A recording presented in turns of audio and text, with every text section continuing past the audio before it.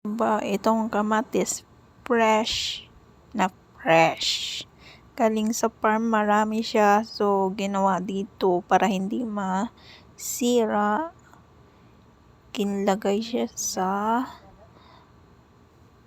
mainit na tubig. Tapos, binalatan para hiwain sa maliit na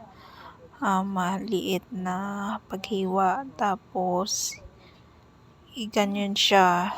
So, naglabas ang ganyan. Siyempre, hindi ko na pinakita kung paano hiwain. Basta hiniwa sa maliliit. So, ito na ang kalabasan niya. So, pagkatapos ng hiwa sa maliit, naubos ko na lahat. Nilagay dyan sa plastic na ziplock.